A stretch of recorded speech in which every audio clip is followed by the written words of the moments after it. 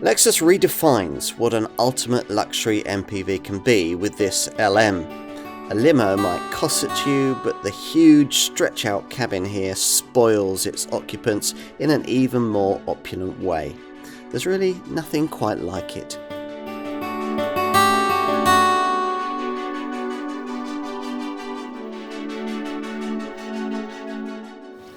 Elsewhere in the world, Lexus has long been known as a purveyor of huge luxury people-carrying MPVs, but never here until now.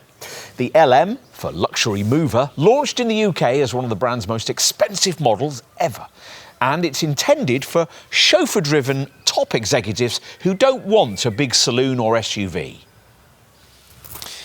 You might not think it a six-figure proposition to look at until you take a look inside and sample a cabin which quite simply takes luxury to another level, and a standard arguably beyond the model this Lexus is most obviously aimed at, the Mercedes V-Class.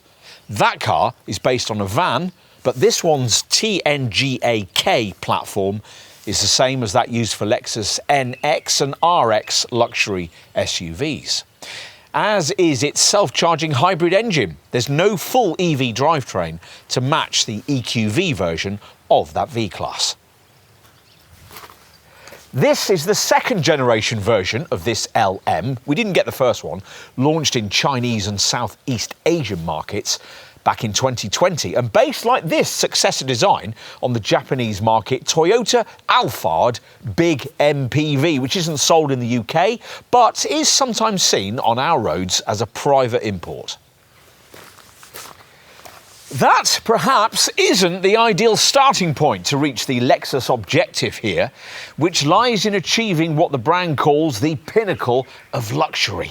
Forget conventional limousines and imagine instead the rear interior of a private Learjet. To find out more, you're going to need the usual comprehensive car and driving review.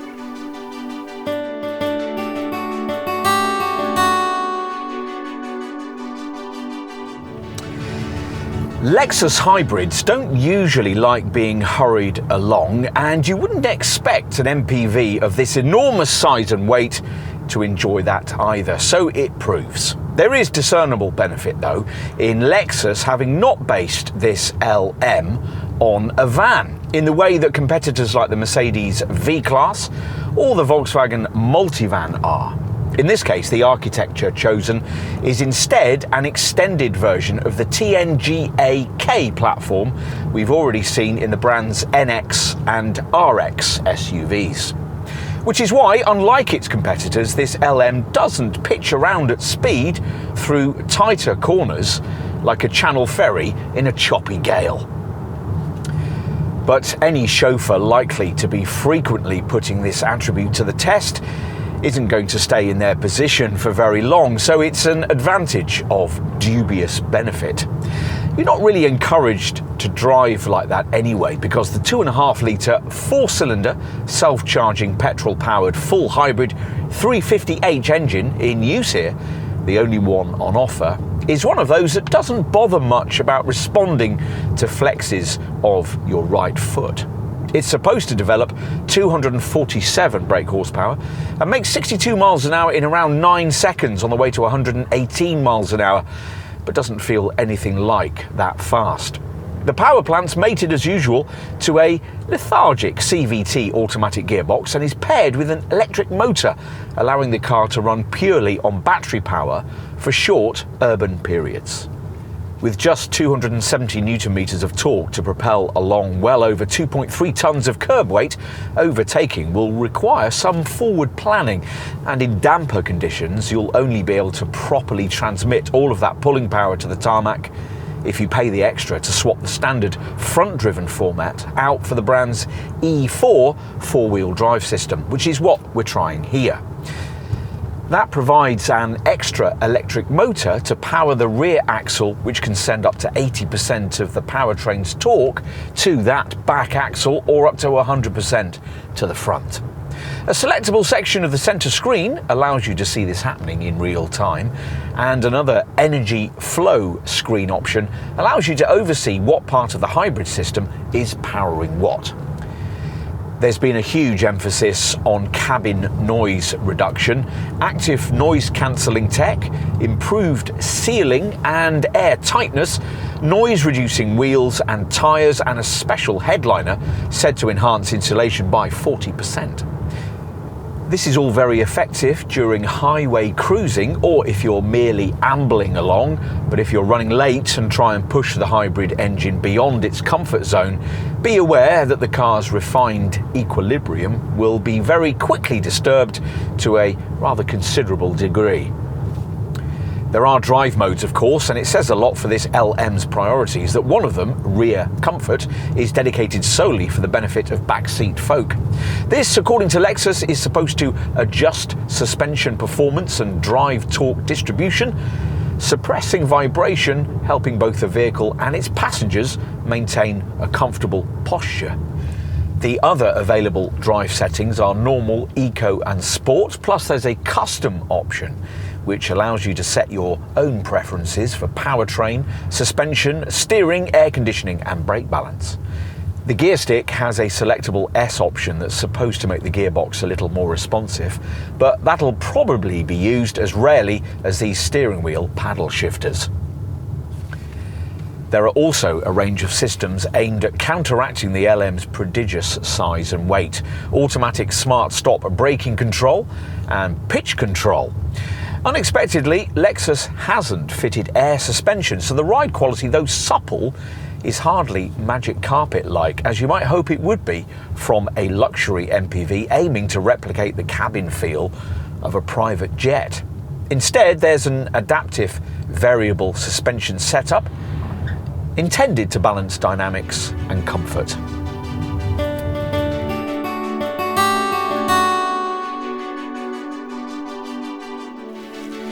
The LM is big. You knew it would be. Specifically 5,125mm long, 1,890 wide and 1,940 high. Unlike with a rival Mercedes V-Class, there's only the one body shape on offer. What's pretty certain is that you won't be choosing this Lexus on the basis of the way it looks, though a few interesting design touches do feature: swept down detailing over the rear D-pillar and a kicked up waistline above the front doors. All of it, along with the lower sills, emphasised by the kind of chrome detailing that Lexus used to think epitomised luxury until the more sophisticated European market taught its designers differently. The glistening 19-inch spoked wheels also fit in with the silver-trimmed theme. At the front, between these LED headlights, there's the feeling that a simply enormous Lexus spindle-style grille has been somehow grafted onto the nose of a van. Maybe it might grow on you. This enormous snowplough-like latticed appendage should at least scatter highway dawdlers in its wake, and is flanked by silver trim strips, at the top of which are embedded beady little LED fog lamps. It feels pretty van-like at the rear as well, though actually the TNGA-K platform in use here is borrowed from the brand's NX and RX SUVs. On the road, following behind this slab-sided tailgate, you'd probably think this was one of those privately imported Japanese models, a bit like the Toyota Alphard it's based upon. Though it's not spangled with quite as much chrome as you get on one of those, just this mid-level strip above the full-width L-shaped tail-light bar and this lower strip below the slim reflectors. So, what's it like in the cabin? Well, usually we'd go straight to the front to answer that question, but the business end of this car is here at the rear, so we're going to start by looking at what this Lexus is like in the back. Now, across the LM range, there's a choice of two cabin formats. The more affordable 7-seater versions with 2 rear seating rows, 2 captain's chairs in the middle, and a third row split 50-50 with chairs that fold up to sit against the sides of the boot. Here, though, we've got the top Takumi spec model, where the rear travelling experience is rather different. Lexus hasn't been afraid to specify van-like sliding doors because they make access so much easier in tight spaces. And once inside this Takumi model, you find yourself in an interior that truly realises this LM's Learjet cabin luxury ambitions. As you can see, there are just 2 seats back here, but in both you're assured of an extremely high level of the brand's fabled omotenashi hospitality. They're really like individual armchairs, and the whole rear section in which they reside is shut away from the front by this partition, the upper glass part of which can be electrically raised or lowered, or turned opaque by pressing these centre console buttons. Just below this window is an enormous HD screen with a 48-inch ultra-wide display, one of the biggest we've ever seen in a passenger vehicle, and great of course for things like movies or Netflix. The display can also be split in 2 so that passengers on each side can view things separately. Below the screen there's a pull-out stowage area on each side with a large fridge compartment in the middle. You can operate screen functions via these separate removable handsets, which look a bit like old generation iPhones. These are your access points to audio, climate, lights and sunshade functions. Plus you can bring up a climate concierge section with My Original, Dream, Relax, Focus and Energize preset themes that control seating position, cabin lights and massage settings. There are 5. The exhausted executive's favourite might be Relax, which brings out these power extending calf rests that allow you to really stretch out across the buttery smooth stitched leather with its pillowy headrests. Power control buttons on the side of the centre console box allow you to adjust particular seat settings to your liking, and if you wish, the seat back reclines almost fully flat. And there's lots more. Armrests near the doors incorporate a cup holder and each conceal a pull-out writing table. There are power-operable blinds on each of the 2 windows you get each side. And the main part of this centre console is taken up by a large box containing a lift-out cubby and an AC 220-volt 3-pin socket plus 2 HDMI ports and a further 2 USB sockets. And overhead, there's a central panel with vents, coloured strip lighting and buttons to power back the doors. Further back on this roof panel, there's a rather flimsy-feeling lidded stowage area, while further forward, there's the digital readout for climate system with its advanced Nano X filter. Either side of this overhead panel lie fixed glass roof sections covered by power-operable shades, and also on each side, above each passenger's head, there's an insert into the roof lining that incorporates an illuminating vanity mirror and a speaker for the superb quality Mark Levinson reference premium sound system. We haven't finished either. Further back on each side are pull-out compartments which turn out to incorporate a phone charging mat for each passenger, and on the leading edge of this centre console you'll find a central pull-out drawer and a lower pull-out storage area. Mind you, not everything's great. The roof lining inserts, just mentioned, flex cheaply to the touch. You might think that, like us, this gold trimming around the storage areas under the central partition looks a bit gaudy. Disappointingly, there's no Apple CarPlay or Android Auto phone mirroring media system, just Lexus's outdated Miracast setup. And it's an Android-based media system, so you'll struggle to link your iPhone. Oh, and if you choose to have a single picture on this huge screen, it can't display across the screen's full width, which seems like a bit of a missed opportunity. Getting out is aided by this huge B-pillar grab handle. Right, enough about the back of this car. What's it like at the front?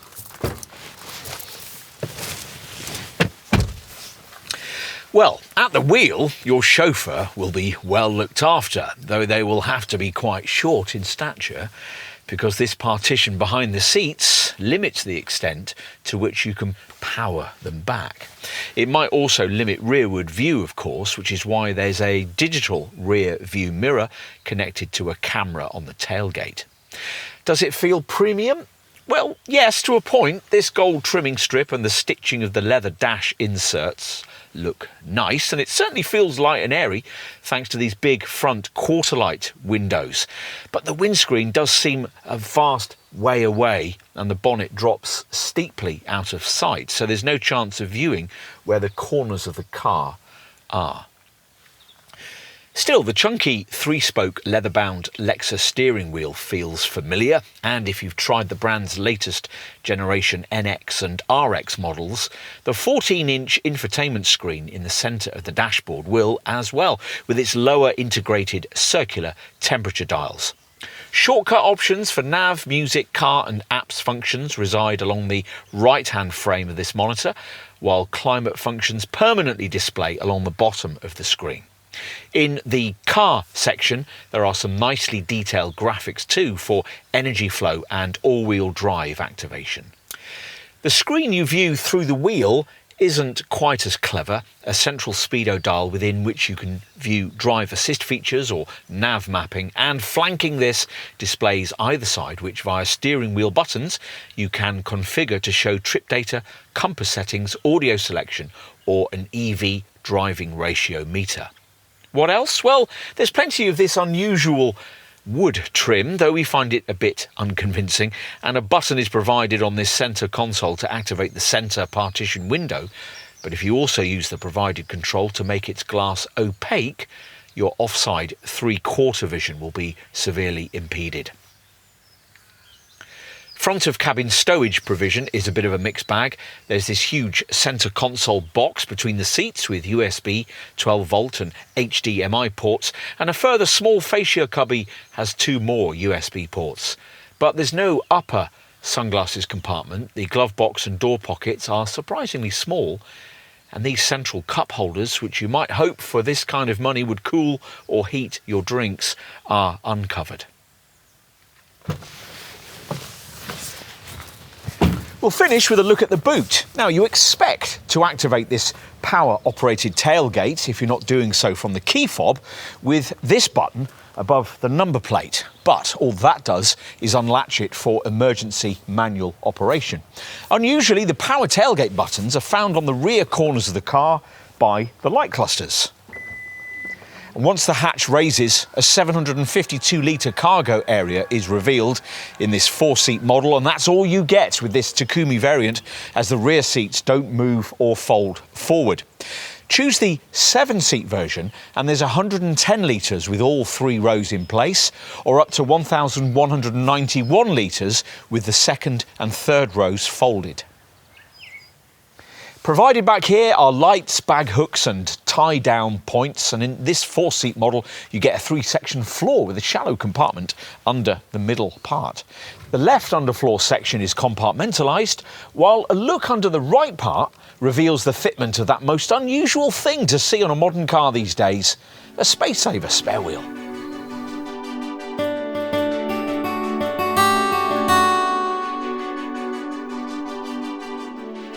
There are various variant choices to decide between here. From launch and at the time of our test in spring 2024, the conventional 7-seat LM 350h was priced at around £90,000 in front-driven form, or about £93,000 with 4-wheel drive. Stretched to the top 4-seater Takumi version at around £113,000, and you have to have the E4 system. As for alternatives, well, it's difficult to think of any. Probably the closest rival is the range-topping exclusive version of the Mercedes V-Class, which hadn't yet been launched at the time of our test, but which we'd expect to be pretty similarly priced to this Lexus. Otherwise, the only other conceivable competitor would be a very highly specified version of the Volkswagen Multivan, but that wouldn't really be as premium feeling as this Lexus. Neither the V-Class or the Multivan can be had with the self-charging full hybrid engine you have to have with an LM, but both can be had with a wider choice of engines. A diesel in both cases, and an electrified option, either a PHEV for the Multivan or a full electric drivetrain for the V-Class, where it's badged as the EQV. But there's nothing quite like this Lexus, and if you agree, then you'll want to know about spec. Well, options here are scarce. In fact, there's only one, an ammonite sand-coloured interior with contrasting piping and suede inserts on the rear seats, which can only be had with the all-wheel drive variants and won't cost you any extra. Not that you're likely to need any options. Even the standard model comes with 19-inch wheels, twin sunroofs, power folding mirrors, rear privacy glass, a powered tailgate with a kick sensor, keyless smart entry, integrated roof rails, LED front fog lamps and LED headlights. Plus, there's adaptive variable suspension, auto headlamps and wipers, an alarm and remote parking using the Lexus Link app, and an intelligent parking assist system with auto parking that'll help you locate spaces, then slot this Lexus into them for you. Inside, in an LM, you get semi-aniline leather upholstery, power-adjustable front seats, heating and cooled ventilation for the front and second row seats, plus power adjustment and a massaging function for the second row chairs. There's also a heated steering wheel, a power-adjustable steering column, a 64-colour ambient lighting system, a 360-degree panoramic view monitor, powered rear side window sunshades, a digital rear view mirror, a front smartphone charging mat, and the Lexus Climate Concierge system with dual zone air conditioning and a Nano X air quality system. And wood grain trim is featured in a traditional Japanese herringbone pattern created with 3D printing. As for media connectivity, well, there's a 14-inch high-definition centre touchscreen for the Lexus Link Pro system, which comes with embedded cloud-based navigation, a 4-year connected services subscription, and a voice assistant. Apple CarPlay and Android Auto smartphone mirroring are built in, though the Android setup needs a wired connection. And this screen's also your access point to the standard Mark Levinson 3D reference surround sound system, which has 21 speakers with the 7-seat model or 24 speakers with this 4-seat Takumi model, which, for some reason, does without the standard variant's head-up display. Ah yes, Takumi spec with its twin rear armchairs that shifts the LM luxury up to another level, giving you an enormous 48-inch widescreen monitor built into an electrically retracting, dimmable glass partition panel. Beneath this, there's a fridge and individual glove boxes. The rear seats are separated by a centre console with individual removable tablets, allowing you to operate audio, window, seat and lighting functions. And the rear cabin also features folding tables, along with an overhead console, extra charging points and individual phone charging mats for those at the rear. Across the LM range, owners can use the provided Lexus Link app on their smartphone. The connected services offered with that include locking and unlocking the vehicle, opening the tailgate, operating the steering wheel and seat heaters, and adjusting the climate control to heat or cool the vehicle ahead of setting out on a journey.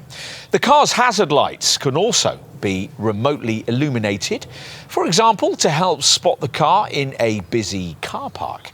These things are in addition to established Lexus Link services such as driving analytics, hybrid coaching and fuel level monitoring. As you'd expect, all LM models are equipped with the latest Lexus Safety System Plus active safety and driver assistance features, which include everything you'd expect. This, of course, includes the usual pre-collision autonomous braking system, which can detect not only other vehicles, but also motorcycles and pedestrians that might stray into your LM's path. Apart from autonomous braking, the other thing you can expect on a modern luxury car is a lane-keeping system. Sure enough, this Lexus has two. LDA, or lane departure alert, to warn you if you're drifting out of lane, and lane trace assist to keep you centred in your lane. There's also front crossing traffic alert, which stops the car from pulling out dangerously in front of passing traffic at junctions. What else? Well, as you'd expect, the Lexus Safety System Plus package includes automatic high beam and a blind spot monitor to alert you if you're about to dangerously pull out in front of another vehicle, a setup neatly linked into the car's safe exit assist feature that's been made possible by the e-latch electronic entry and exit system built into the doors. If the blind spot monitor detects traffic approaching from the rear and an attempt is made to open any door, the unlatching will be cancelled until the danger has passed. Lexus believes this innovative system can help prevent 95% of the accidents caused by door opening. The blind spot monitor system also incorporates rear crossing traffic alert, which will warn you of approaching traffic when you're reversing out of a space and, if necessary, brake the car to avoid a collision. Another key camera safety area Lexus has worked on for this LM is its DRCC, or Dynamic Radar Cruise Control System, engineered so that it can quickly recognise and adjust to traffic cutting in front of you. Working in conjunction with lane trace assist, it will allow a more natural line through bends and decelerate earlier in accordance with the sharpness of the curve. An indicator-linked pre-acceleration function automatically accelerates the car up to its target speed to shorten the distance to the vehicle ahead in preparation for changing lane to overtake. Similarly, the system will slow the LM when the indicator is used to move into a lane behind a slower vehicle, giving a more natural feel to the driving assistance. All good, and if, like us, you really don't like people undertaking on the highway, well, this car won't do it because it features an overtake prevent function, which will automatically reduce cruising speed to avoid undertaking vehicles in the adjacent lane. The system works in conjunction with another standard Lexus Safety System Plus feature, RSA, or Road Sign Assist, which has recently been expanded to respond to more signs and commands, these now including warning and stop signs. When RSA recognises a change in the speed limit, the system alerts the driver to adjust the car's cruising speed accordingly. That's great for highway use, but of course a lot of your LM driving will be done in town. For that, Lexus has developed what it calls Proactive Driving Assist, specifically for lower speeds in urban traffic. It provides three functions: obstacle anticipation assist, deceleration assist, and steering assist. Using the car's front cameras, obstacle anticipation assist will spot hazards such as pedestrians about to cross the road, cyclists and parked cars. If there is a collision risk, it will provide braking and steering to avoid the obstacle while keeping within the traffic lane. This feature differs from the LM's pre-collision system in recognising an accident risk earlier and initiating assistance so that the risk does not increase. Deceleration assist supports smooth slowing of the car when the driver takes their foot off the accelerator, for example, when approaching another vehicle or a bend ahead. If the system determines that normal engine braking will not slow the car sufficiently, it applies extra braking. Steering assist, meanwhile, helps keep the vehicle in its traffic lane when driving through a bend. The system will detect road markings for a curve ahead, calculate the radius, and adjust the steering assistance for a correct line. If the steering angle is insufficient, extra steering assistance is provided to make it easier for the driver to turn the wheel in the right direction. In straight line driving, the system reduces the level of steering assistance, making it easier to keep the car in a neutral position. As for more conventional passive safety kit fitted across the LM range, well, pretty much everything you'd expect is present and correct. So, tick off a pedestrian-friendly bonnet, ISOFIX child seat fastenings, anti-whiplash head restraints, an emergency brake signal for panic stops, and a full complement of SRS airbags, including curtain shield airbags, front and rear, all linked to an e-call system that'll automatically alert the emergency services with your exact GPS location in the event of any bag being activated in an accident.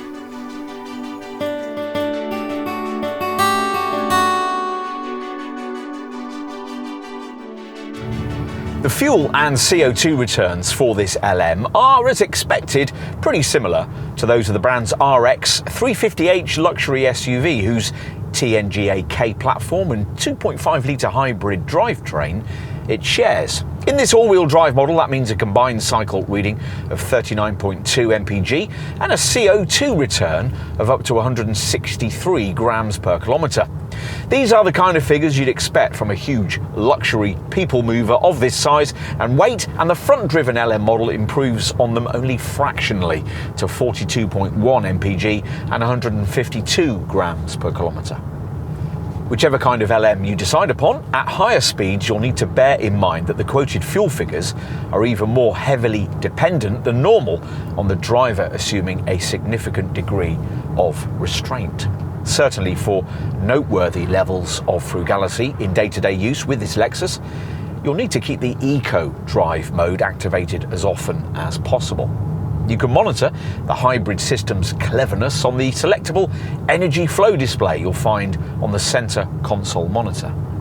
As with all Lexus hybrids, this one can, in theory, run purely on battery power by pressing the EV button provided near the gear stick. The EV function is only available for just over a mile though, and it won't work at all if you exceed 30 miles an hour or if for some reason the batteries aren't charged up. To begin with, you may find these limitations somewhat frustrating, but in practice, when the drivetrain's being used normally, this Lexus uses its EV allocation only in very small chunks between which the battery resource is constantly being replenished by brake energy regeneration. As a result, when you're in built-up areas and stop-start traffic, you'll find that once the car's properly warmed up, the engine will nearly always be ready to function in silent, all-electric milk float mode. You can monitor the proportion of your journey that's been completed using battery power via a selectable EV ratio display on the instrument binnacle screen. On to after-sales cover. Now, it's worth pointing out that Lexus gives you a much better warranty than the limited 3-year one you'll get with most premium rivals. From the showroom, the car comes with a 3-year warranty, but providing you continue to regularly maintain it at one of the brand's franchised dealerships, 12 months of extra warranty cover will be included with every scheduled service, up to 100,000 miles or 10 years, whichever comes first. Fixed price servicing plans are available if you want to spread the cost of maintenance, allowing you to spread that cost over 2 years or more. However you go about paying for maintenance on an LM, it shouldn't cost you too much. The hybrid setup has a good record for minimising tyre wear, and its battery will last the life of the car. Plus, the regenerative braking setup helps extend the life of the brake pads over 60,000 miles of driving. The front pads should only need replacing once, while the rear pads and all discs will probably last the full distance.